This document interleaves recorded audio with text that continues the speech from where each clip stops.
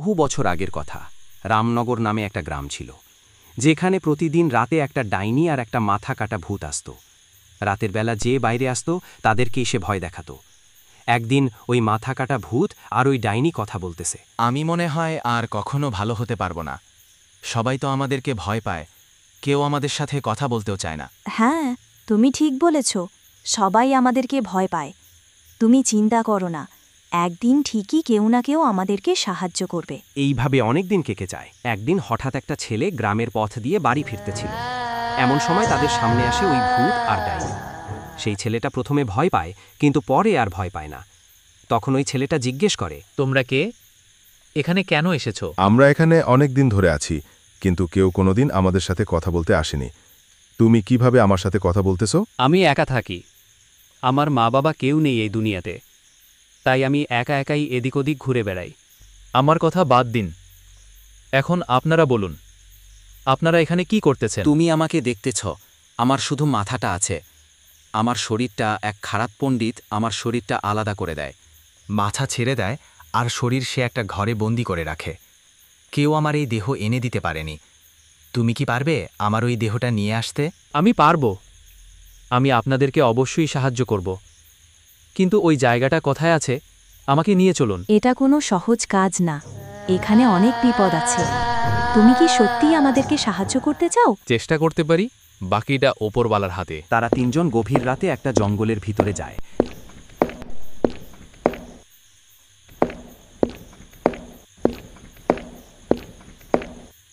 যেখানে একটা কুঁড়ে ঘর দেখা যায়। তাহলে এখন তুমি যাও, ভিতরে গিয়ে দেখো ওই তান্ত্রিক ওখানে আছে কিনা।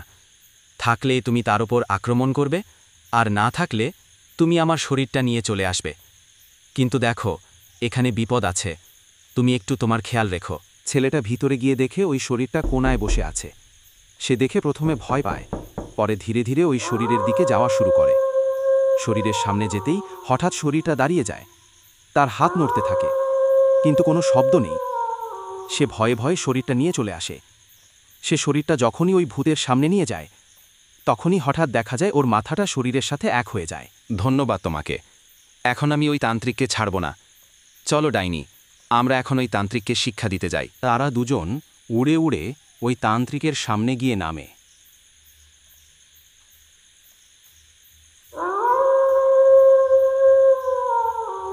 তাদেরকে দেখে তান্ত্রিক ভয়ে কাঁপতে শুরু করে। সে চিৎকার করতে থাকে, বাঁচাও, কেউ কি আছো? আমাকে বাঁচাও। এখানে কেউ নেই তোমাকে বাঁচানোর। আমরা কি এখন কে বাঁচাবে? তুমি চাইলেও এখান থেকে আর বেঁচে ফিরতে পারবে না। এই দৃশ্য দেখে আকাশের বজ্রপাত শুরু হয়, বৃষ্টি পড়া শুরু হয়ে যায়।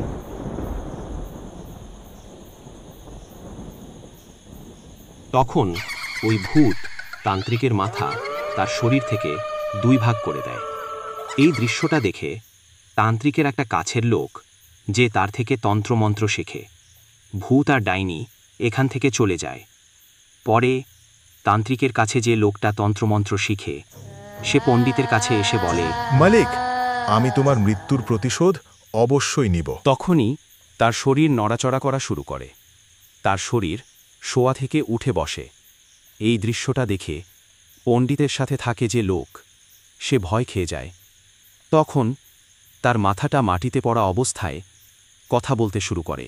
তুমি আমার কাছ থেকে যা কিছু শিখেছ তা দিয়ে যাও, আর ওই ভূতকে পরাজয় করে আমার সামনে নিয়ে আসো। ঠিক আছে মালিক, কোনো চিন্তা করো না, আমি এখনই যাচ্ছি ওই ভূতটাকে ধরে নিয়ে আসতে। তখন সে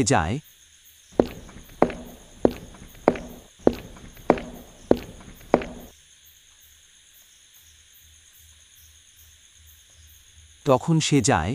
ভূতকে ধরে নিয়ে আসে একটা খাঁচায় করে।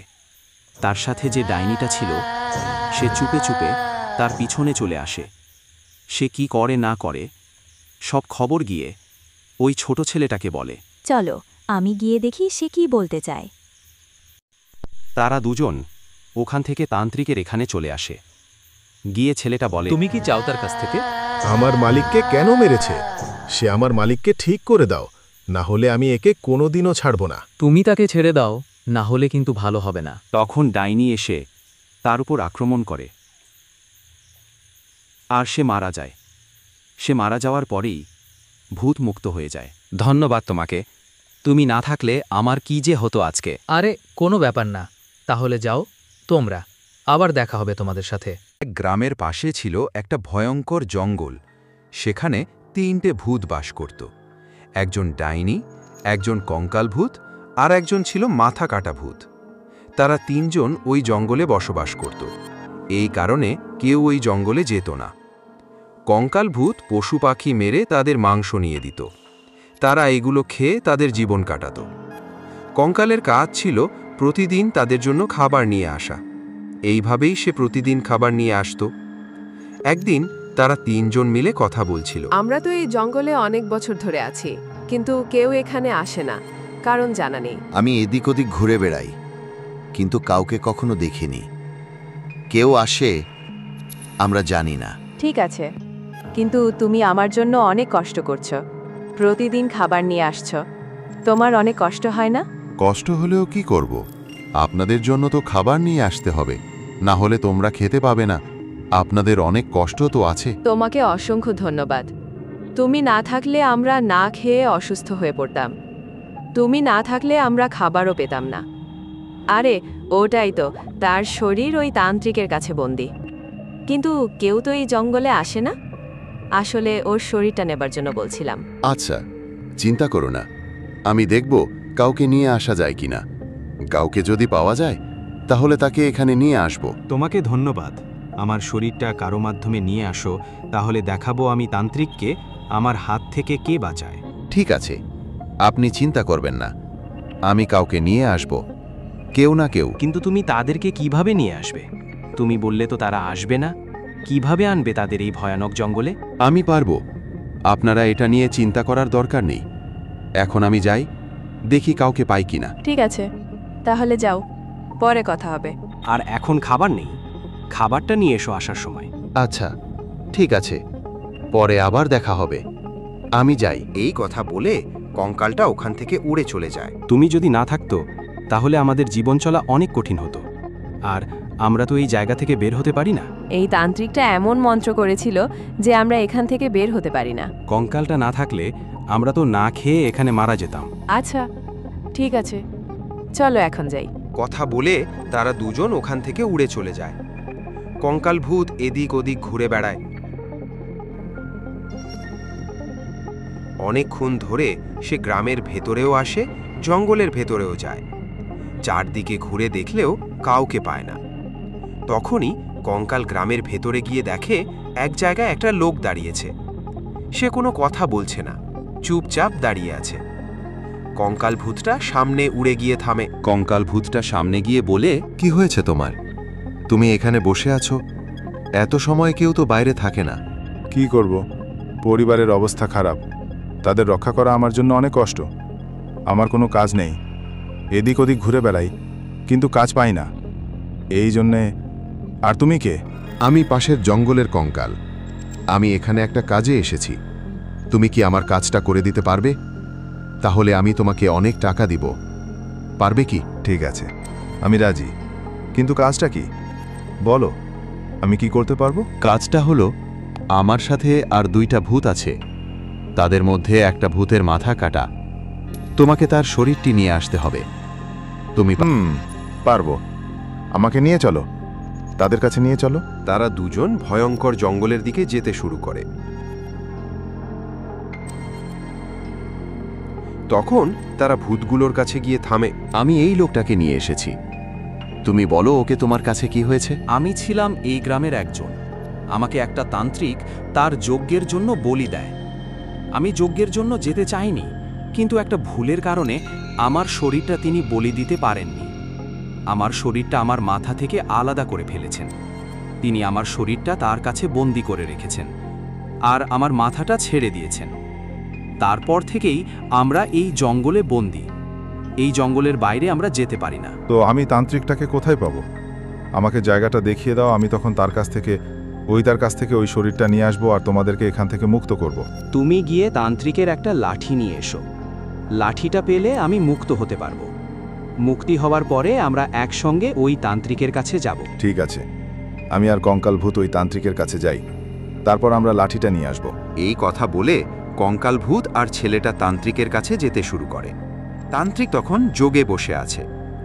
অনেকক্ষণ তারা দুজন তান্ত্রিকের সামনে দাঁড়িয়ে থাকে। কেউ কোনো কথা বলে না, তান্ত্রিকও চুপ করে বসে আছে। হঠাৎ তান্ত্রিক বলে ওঠে, কে তোরা এখানে? কেন এসেছিস? এখান থেকে চলে যা। আমরা তোর কাছ থেকে ওই লাঠিটা নিতে এসেছি, দেখি তুই কি করতে পারিস। তুই কিভাবে নেবি? আমি দেখব। একবার এখান থেকে চলে যা। আমার লাঠি আমি তোকে দিচ্ছি না। আমি এখনই লাঠিটা নিয়ে চলে যাচ্ছি, দেখি তুই কি করতে পারিস। তৎক্ষণাৎ ছেলেটা লাঠিটা নিয়ে দৌড়ে পালায়। কঙ্কাল ভূতও তার সাথে। তারা লাঠিটা নিয়ে ফিরে এসে ডাইনি ভূতকে দেয়। এই নাও লাঠি, এবার কি করবেন আপনারা করুন, তারপর চলুন ওই তান্ত্রিকের কাছে তাকে শিক্ষা দিতে হবে। ঠিক আছে, তোমাকে ধন্যবাদ। তুমি না থাকলে আমরা কখনোই মুক্ত হতে পারতাম না। ধন্যবাদ, এর কিছু নেই। আপনাদের সাহায্য করতে পেরেছি, এটাও আমার কাছে অনেক। চলো তবে এখন তান্ত্রিকের কাছে গিয়ে তাকে শাস্তি দিই। তারা সবাই মিলে তান্ত্রিকের কাছে যেতে শুরু করে। তান্ত্রিক তখনও যোগে বসে আছে। তান্ত্রিক তাদের দেখে ভয়ে কাঁপতে শুরু করে। সে বলে, তুমি কিভাবে মুক্ত হলে? আমি তোমাদের ছাড়ব না, কিন্তু আমার লাঠি তো ওই ছেলেটা নিয়েছে। এখন আমি তোমাদের বন্দি করব। কি করব? এটা কি তোমার লাঠি? নাও, তোমাকে আর বাঁচিয়ে দেব না। এবার তোমাকে আমরা বন্দি করে রাখব। আমাকে ক্ষমা করে দাও, আমাকে ছেড়ে দাও। আমি আর কখনো এমন ক্ষতি করব না। আমাকে ছেড়ে দাও। ছেড়ে দেওয়ার সময় শেষ। আমরা চাইলেও আর তোমাকে ছাড়তে পারবো না। এই কথা বলেই ডাইনি তান্ত্রিকের মাথা শরীর থেকে দুই ভাগ করে ফেলল। তান্ত্রিকের শরীর এবং মাথা আলাদা হয়ে পড়ে। তখন দেখা যায় ভূতটির শরীর হেঁটে হেঁটে তার মাথার সাথে মিলিত হয়ে যায়। সঙ্গে সঙ্গে বজ্রপাত হয়। বজ্রপাতের সাথে সব কিছু নীরব হয়ে যায়। তারপর ডাইনি আর ভূতগুলো ছেলেটার সামনে এসে বলে, তোমাকে অসংখ্য ধন্যবাদ। তুমি না থাকলে এসব কিছুই সম্ভব হতো না। নাও তোমার পুরস্কার, এটা নিয়ে যাও, সুখে শান্তিতে জীবন কাটাও। এই কথা বলেই ভূতগুলো আকাশে উড়ে যায়। ছেলেটা হাঁটতে হাঁটতে বাড়ির দিকে ফিরে যায়। তারপর থেকে ওই জঙ্গলে আর কোনো ভূত দেখা যায় না। আর ছেলেটা তার পরিবার নিয়ে সুখে শান্তিতে জীবন কাটায়। গ্রামে রমেশ নামের একটা ছেলে থাকত। সে তার পরিবারে তার স্ত্রী মিনার সাথে সুখে শান্তিতে জীবন কাটাত। রমেশ ছিল খুব গরিব। তারা দিনে আনে দিনে খায়, এভাবেই তাদের দিনগুলো কেটে যাচ্ছিল। একদিন সে কাজের খোসায় গ্রামের রাস্তা দিয়ে শহরের দিকে যেতে লাগে। শহরে যাওয়ার আগেই পড়ে একটা ভয়ানক জঙ্গল। ওই জঙ্গলটা দিনের বেলাও এত ভয়ানক দেখায় যে কেউ দিনের বেলাও জঙ্গল দিয়ে যায় না। রমেশ তখন ওই জঙ্গলের ভিতর দিয়ে হাঁটতে থাকে। হাঁটতে হাঁটতে তার মনে হয় যে কেউ যেন চিৎকার করে কান্না করছে। মাঝে মাঝে ভয়ানক অট্টহাসি, আবার মাঝে মাঝে ভয়ানক চিৎকার। মনে হয় যেন কেউ কান্না করছে। তখন রমেশ ওই আওয়াজের দিকে যেতে শুরু করে। গিয়ে সে যা দেখে এটার জন্য সে প্রস্তুত ছিল না। সে দেখে একটা তান্ত্রিক বসে যজ্ঞ করছে। পাশে একটা মাথা কাটা ভূত, মাথাটা বাতাসে ভাসছে আর শরীরটা মাটিতে নীরবে বসে আছে। পাশে একটা ভয়ানক দানব দাঁড়িয়ে আছে। এ দৃশ্য দেখে রমেশ ভয়ে কাঁপতে শুরু করে। তখন রমেশ ওখান থেকে দৌড়ে পালিয়ে যায়। সেদিন রাতেই রমেশের প্রচুর জ্বর হয়। সে শোয়া থেকেও উঠতে পারে না। এভাবে অনেক দিন কেটে যায়। তারা খাওয়ার মতো কিছু তাদের ঘরে নেই। তখন রমেশের স্ত্রী রমেশকে বলে, শোনো না, তুমি আজকে তো অনেক দিন তুমি কাজে যেতে পারো না, ঘরেও খাওয়ার মতো কিছু নেই। এখন আমরা কি করব? দেখ না কি করা যায়। আমি তো শোয়া থেকে উঠতে পারতেছি না, আর টাকাও নেই নিজে ওষুধ খাবো। এখন কি করব আমি? তুমি একটু জঙ্গলের দিকে গিয়ে দেখো কোনো ফল পাও কিনা। একটু ফল পেলে আমরা দুজন খেতে পারতাম। আচ্ছা ঠিক আছে, তুমি ঘরে থেকো, আমি যাই গিয়ে দেখি জঙ্গলে কিছু পাই কিনা। কিছু পেলে নিয়ে আসব। আচ্ছা ঠিক আছে, সাবধানে যেও, আর ওই জঙ্গলের ভেতর দিকে যেও না। কেন, কি হয়েছে? জঙ্গলের ভেতরের দিকে যাব না কেন? আমি তোমাকে যা বলছি তাই করো, আর এত কথা বলিও না। তোমার এটা জানার দরকার নাই। আচ্ছা ঠিক আছে, তাহলে আমি যাই, গিয়ে দেখি কিছু পাই কিনা। এই কথা বলে রমেশের স্ত্রী জঙ্গলের দিকে যেতে শুরু করে। অনেকক্ষণ হাঁটার পর সে জঙ্গলের মাঝখানে গিয়ে থামে। তখন সেও শুনতে পায় ওই কান্নার শব্দ, ভয়ানক হাসি, যেটা শুনে হাসির কিছু করতে শুরু করে। গিয়ে দেখে ওখানে বসে আছে ওই মাথা কাটা ভূত আর তান্ত্রিক। তখন রমেশের স্ত্রী সামনে গিয়ে বলে, আপনারা কারা আর এখানে কি করেন? আপনাদেরকে দেখে তো মনে হচ্ছে আপনারা কোনো ভালো মানুষ না। তুমি এখানে কেন এসেছো? এখানে যেই আসে সে আর কখনো ফিরে যেতে পারে না। তুমি আর ফিরে যেতে পারবে না। কেন? আমি কি করেছি? আমাকে যেতে দিন, আমি চলে যাই, আর আপনাদের কথা আমি কাউকে বলবো না। এখন আর সেই সুযোগ নেই। আমি আর তোমাকে ছাড়তে পারবো না। তুমি এখান থেকে যেতে পারবে না। এই কথা বলেই রমেশের স্ত্রীকে খাঁচার মধ্যে বন্দি করে ফেলে। তখন দিন কেটে সন্ধে নেমে আসে। তখনও রমেশের স্ত্রী বাড়ি ফেরে না। এটা দেখে রমেশ চিন্তায় পড়ে যায়। সে এত অসুস্থ, সে শুইয়া থেকে উঠতে পারে না। তারপরেও শুইয়া থেকে উঠে ওই জঙ্গলের দিকে যেতে শুরু করে। অনেকক্ষণ হাঁটার পর সেও গিয়ে থামে ওই জঙ্গলে। গিয়ে দেখে এই দৃশ্য, তার স্ত্রীকে বন্দি করে রেখেছে ওই তান্ত্রিকটা। তখন রমেশ বলে, আপনি আমার স্ত্রীকে কেন আটকে রেখেছেন? তাকে ছেড়ে দিন, না হলে ভালো হবে না বলে দিলাম। তুমি কে? এখানে কেন এসেছো? এখান থেকে চলে যাও, না হলে তোমারও এর মতো অবস্থা হবে। তুমি আগে বলো আমার স্ত্রীকে কেন ধরেছ? তাকে ছেড়ে দাও, না হলে ভালো হবে না। তোমার স্ত্রী এখানে কেন এসেছে? আমাদেরকে দেখা মানে তার মৃত্যু নিশ্চিত। সে এখানে কেন এসেছে? আসলে আমরা খুব গরিব। আজকে অনেক দিন আমি অসুস্থ, ঘরে খাওয়ার মতো কিছু নেই। এই কারণে আমার স্ত্রীকে পাঠিয়েছি কিছু ফল দেওয়ার জন্য। কিছু ফল নিলে আমরা কি দিনটা কাটাতাম। ওহ আচ্ছা, কিন্তু তোমার সেই একটা ভুল করে ফেলেছি এদিকে এসে। এখন আমরা কি করব? আচ্ছা, আপনি বলুন আপনাদের কি সমস্যা, আর এখানে আমার স্ত্রীকে ধরে রেখেছেন কেন? আসলে আমরা এখানে যেই ভূতটা দেখতেছ সে হচ্ছে আমার ভাই। তার একটা ভূতের পরিণত হয়েছে।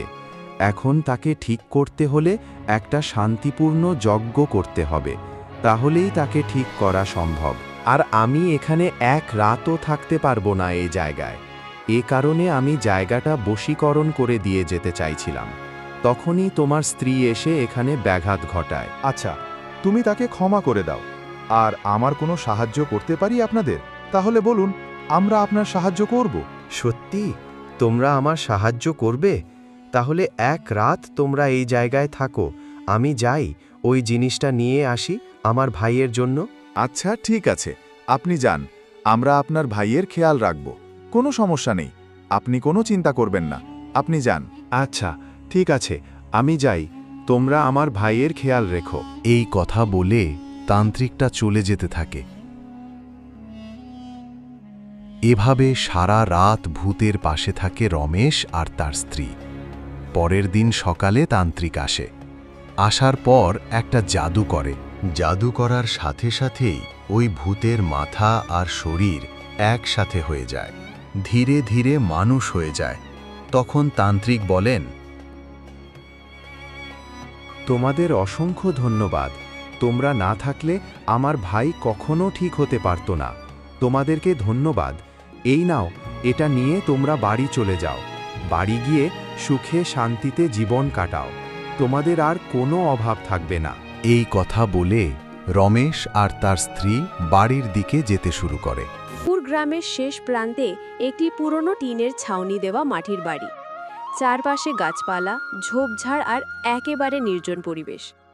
গ্রামের অন্যরা এই বাড়ির কাজ দিয়ে খুব কমই যেত, কারণ তারা বলতো এই বাড়ির উঠোনেই নাকি অশুভ ছায়া বাস করে। সেই বাড়িতে থাকতো এক বুড়ো মানুষ, বয়স হয়েছে প্রায় 70 বছর। কিন্তু আশ্চর্যের কথা হলো, তার হাতে কোনো লাঠি নেই, চোখে কোনো চশমা নেই, তবু শরীরটা বেশ শক্ত সমর্থই বলা যায়। গ্রামের লোকেরা অবাক হতো, কেমন করে বুড়ো বয়সেও তিনি এমন ফুরফুরে ভঙ্গিতে ঘুরে বেড়ান। বুড়োর একমাত্র সঙ্গী তার নাতনি। বুড়ো বলতেন, যারা কাজকর্ম করে তারা নিজের ভবিষ্যৎ নিজে লিখতে পারে। অন্যের দোষ দেখতে গিয়ে সময় অপচয় করা মানুষের বোকামি ছাড়া আর কিচ্ছু না। প্রিয়া, বয়স 15, চোখে কৌতূহল, মনে সাহস, গ্রাম্য মেয়েদের মতো শান্তশিষ্ট নয়, বরং সব সময় খোঁজাখুঁজি করে। গাছপালা দেখে কিভাবে তারা বাড়ছে তা বোঝার চেষ্টা করে। তাদের উঠোনে ছিল কয়েকটা সবজি গাছ, কুমড়ো, লাউ, শসা সবই ছিল, কিন্তু সবচেয়ে অদ্ভুত লাগতো সবাইকে একটা বেগুন গাছ। গাছটা অন্য যে কোনো বেগুন গাছের চেয়ে আলাদা ছিল। শাখাগুলো মোটা, কাণ্ডটা কালচে বেগুনি, আর পাতাগুলো বড় বড়, যেন অস্বাভাবিকভাবে ফুলে উঠেছে। আরও অদ্ভুত ছিল যে এই গাছে যত বেগুন ধরত সেগুলো সাধারণ বেগুনের মতো নয়, আকারে বিশাল, রঙে অনেক গাঢ়। কেউ কেউ বলতো রাতে নাকি সেই বেগুনগুলো জ্বলে ওঠে মৃদু আলোয়। গ্রামের লোকেরা তাই ভয় পেত। তারা বলতো ওই গাছটা অভিশপ্ত, ওই গাছে মানুষের নয় অন্য কারো ছায়া আছে। কিন্তু বুড়ো এসব কথায় পাত্তাই দিত না। তিনি ভাবতেন গাছ মানেই তো জীবন, তাতে ভয় পাবার কি আছে। প্রিয়া কিন্তু মাঝে মাঝে ভয় পেত, কারণ সে নিজেই কয়েকবার দেখেছে রাতের বেলা জানালার ফাঁক দিয়ে বেগুন গাছটার নিচে নড়াচড়া হচ্ছে, মনে হয় যেন কারো ছায়া হাঁটছে। এক রাতে প্রিয়া ঘুমোতে পারছিল না। বাইরে থেকে মৃদু একটা ফিসফিস শব্দ ভেসে আসছিল। বেগুন গাছটার নিচে কিছু একটা দাঁড়িয়ে আছে, কালচে চেহারা, মাথায় লম্বা চুল, আর গাছটার ডালের ফাঁক দিয়ে বেগুনগুলো যেন ভৌতিক চোখের মতো জ্বলজ্বল করছে। প্রিয়ার গলা শুকিয়ে গেল। সে মনে করল হয়তো ভুল দেখছে, কিন্তু পরক্ষণেই সেই ছায়াটা আস্তে আস্তে উপরে তাকালো। প্রিয়া তড়া করে বিছানায় শুয়ে পড়ল, চোখ বন্ধ করে রইল। বুকের ভেতর ধকধক শব্দ হচ্ছিল। পরদিন সকালে প্রিয়া বুড়োকে সব বলে দিল।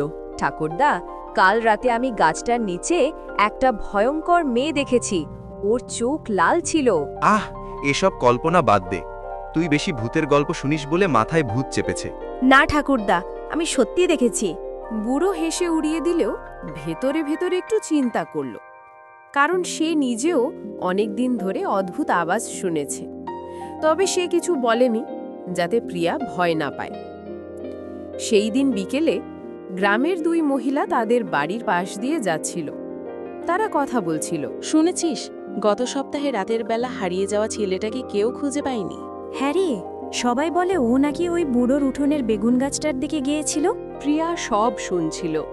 তার মনে আরো ভয় ঢুকল। রাতে আবার অদ্ভুত ঘটনা ঘটল। প্রিয়া শুয়েছিল, হঠাৎ শুনতে পেল জানালার কাছে কারো খসখস পায়ের শব্দ। হঠাৎ জানালা দিয়ে ঠান্ডা বাতাস ঢুকে পড়ল ঘরে। প্রিয়ার চোখ মেলে তাকালো। জানালা দিয়ে এক কঙ্কালসার ভূত ঢুকছে। মুখের দাঁতের খসখসে আওয়াজ, চোখের গহ্বর ফাঁকা, আর তার পিছনে দাঁড়িয়ে আছে সেই ভৌতিক নারী ডাইনি। সে ফিসফিস করে বলল, এই গাছের বেগুন কেউ ঝুতে পারবে না। এই বেগুনের ভিতর আমার সংসার। প্রিয়া চিৎকার করে উঠল। ঠাকুরদা! বুড়ো ছুটে এলো। বাইরে গিয়ে দেখল কিচ্ছু নেই, শুধু বাতাস দোল খাচ্ছে আর বেগুন গাছটা হেলে দুলছে।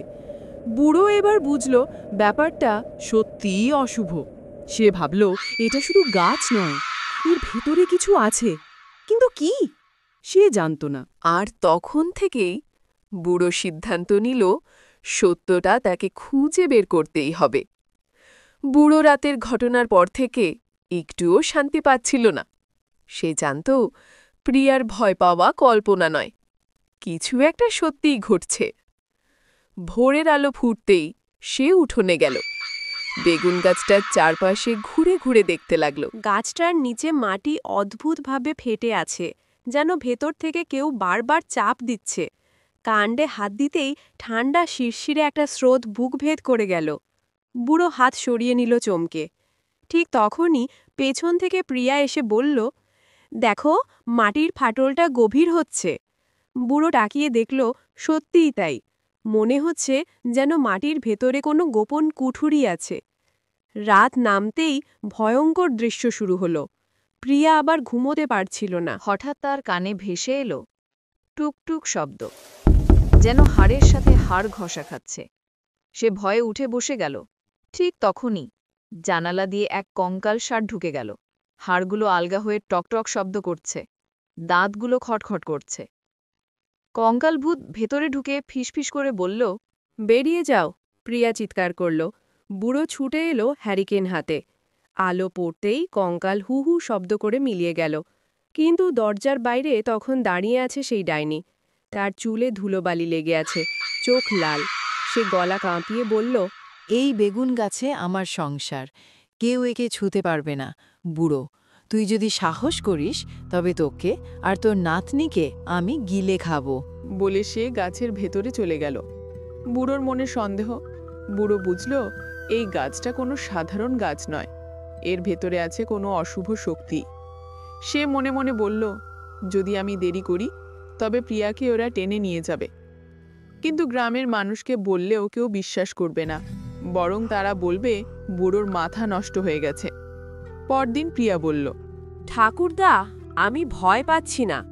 আমি দেখব ওই গাছের ভেতরে কি আছে। তুই পাগল নাকি? ওই গাছ ছোঁয়া মানে মৃত্যুর ডাক ডাকা। না, আমি বিশ্বাস করি যদি আমরা একসাথে চেষ্টা করি তবে ডাইনিকে হারাতে পারবো। বুড়ো জানতো নাতনির সাহসী তাকে শক্তি দিচ্ছে, কিন্তু এবার সে সরাসরি বুড়োকা লক্ষ্য করে এগিয়ে এলো। বৃদ্ধ, এই গাছটা ছুঁইস না, তোর রক্ত চাই, তোর প্রাণ চাই বলে সে চলে গেল। কিন্তু সেই সঙ্গে গোটা উঠোন কেঁপে উঠল, আর তার ভেতর থেকে ডাইনির ভয়ঙ্কর হাসির আওয়াজ ভেসে এলো। হাসির মাঝেই ডাইনি গলা কাঁপিয়ে বলল, আমি কে তা জানতে চাইছিস? শোনো বুড়ো, আমি এই গ্রামেরই মেয়ে ছিলাম। আমাকে বিশ্বাসঘাতকতা করেছিল গ্রামবাসী, আমাকে পুড়িয়ে মারতে চেয়েছিল। আমি মরিনি, আমি বেঁচে আছি। এই বেগুন গাছের ভেতরেই আমার সংসার। আমার সঙ্গে আছে কঙ্কালের আত্মা, সে আমার প্রহরী। প্রিয়া ভয়ে কেঁপে কেঁপে বলল, তুমি আমাদের থেকে কি চাও? আমি রক্ত চাই, তাজা রক্ত। তোমাদের রক্ত দিয়ে আমি আবার শক্তি ফিরে পাব। বলে হঠাৎ অন্ধকারে মিলিয়ে দিল। না, আর চুপ করে থাকা যাবে না, এই ডাইনিকে হারাতে হবে। সেই গ্রামের এক পুরনো তান্ত্রিকের কথা মনে করল, যিনি দূরে পাহাড়ের ধারে থাকেন। বুড়ো জানত শুধু ওই তান্ত্রিকই পারে এই অভিশাপ ভাঙতে। কিন্তু তার আগে বেঁচে থাকতে হবে, কারণ ডাইনি এখন প্রতিদিন রাতে আক্রমণ করছে।